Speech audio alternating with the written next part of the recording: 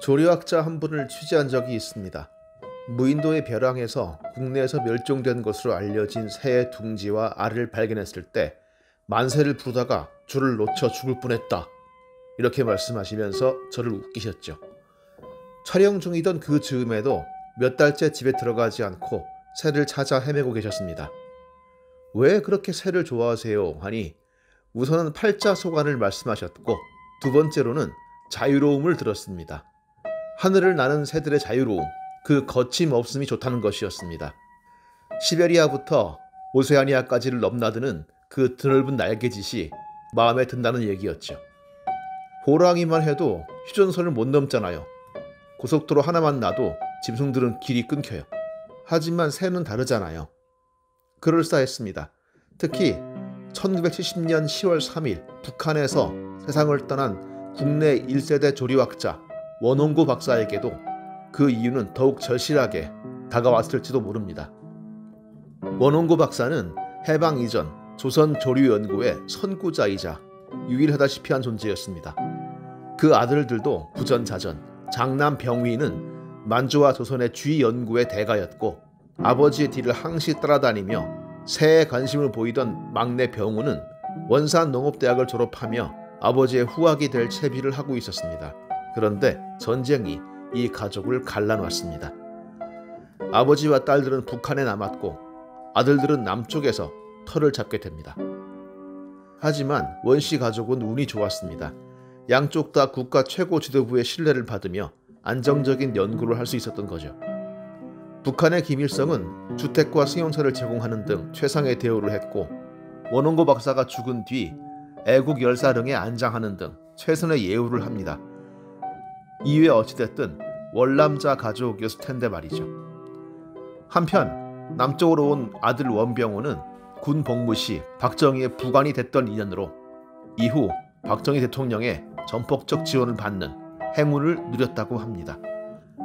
아버지처럼 조류학자로 경희대학교에 몸담았던 아들 원병호 교수는 1963년 쇠찌르렉이라는 철새에 가락지, 즉 알루미늄 링을 끼워 날려보냅니다. 그 이동 경로를 파악하기 위함이었죠. 그런데 당시 국내 기술로는 이 알루미늄 가락지를 만들 수 없었습니다. 그래서 원병호 교수는 일본 농림성 마크가 찍힌 가락지를 구해와서 쇠 찌르레기의 발목에 채울 수밖에 없었습니다. 이 새가 2년 뒤 평양 만수대에서 발견됩니다. 당시 북한 생물학연구소장은 가락지를 보고 깜짝 놀랐습니다. 아니, 쇠 찌르레기는 일본까지는 가지 않는 철새인데 이거 어떻게 된 거이가? 북한은 일본 동경 소재 국제조류보호연맹 아시아 본부에 이 기이한 발견에 대해 문의합니다. 이 철새를 일본에서 날려보낸 것이냐? 그렇다면 이건 새로운 발견이다. 뭐 이런 식이었겠죠. 일본 측의 확인 결과 문제의 가락지를 쇠찌르레기에 매단 사람은 서울의 원병호 교수였습니다. 그렇게 답을 보냈더니 북한 쪽에서 다시 한번 문의가 옵니다. 그 원병호라는 사람 한자는 어떻게 쓴답니까? 북한 생물학연구소장의 각별한 관심에는 이유가 있었습니다. 바로 그 소장의 이름이 원홍구였기 때문이죠. 기이한 쇠찌르레기의 내막은 곧 밝혀집니다. 남쪽의 아들이 날려보낸 쇠찌르레기가 자유롭게 휴전선을 넘어 2년 넘게 논일다가 아버지의 손에 들어간 겁니다. 15년 동안 죽었는지 살았는지 알 수 없었던 자식이 자신의 뒤를 잇는 조류학자가 되어 가락지를 끼워보낸 새의 지적임을 들으면서 노 학자는 과연 어떤 표정을 지었을까요? 아버지와 아들은 조류학자들의 국제적 교류 과정에서 생사를 확인하고 서신도 교환합니다. 그러나 그 이상은 감히 꿈꾸기 어려웠습니다. 1964년 도쿄올림픽 당시 올림픽이라는 평화의 무대에서도 남한의 아버지와 북한의 육상 선수 딸이 단 몇 분을 만나고 갈라져야 했던 것이 분단의 현실이었습니다. 그리고 김신조를 위시한 북한의 124군 부대가 청와대를 깔아왔던 것이 원홍구 부자가 연락을 주고받은 3년 뒤인 1968년의 일이었습니다. 그 어목하고 칼날 같던 냉전의 땅에서 자유로울 수 있는 건 오직 새들뿐이었죠. 평양 표식의 가락지를 단 새가 서울에서 발견됐고, 아들이 날려보낸 새들은 북한 사냐를 아무렇지 않게 누볐지만 정작 세대를 함께 연구했던 부자는 끝내 상봉하지 못했습니다. 1970년 10월 3일 아버지 원홍구 박사가 어릴 적 자신의 뒤를 졸졸 따라다니면서 새 이름을 외우던 막내 아들의 이름을 부르며 눈을 감은 겁니다. 이 부고조차 일본학자의 전언을 통해 확인해야 했던 아들은 북쪽을 향해 엎드려 대성통곡을 합니다.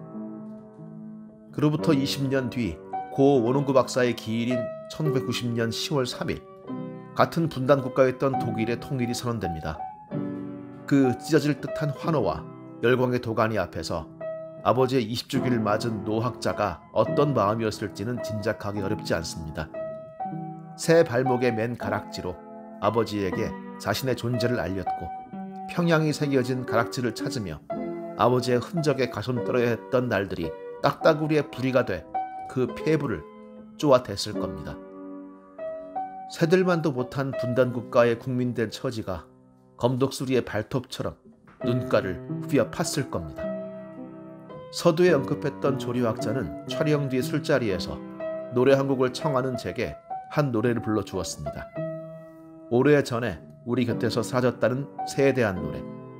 동해라고 하기에는 너무나 슬프고 처량한 노래. 그 노래를 들으며 술자리는 꺼지듯 가라앉았었죠.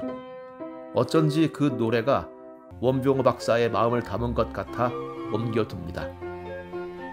따오기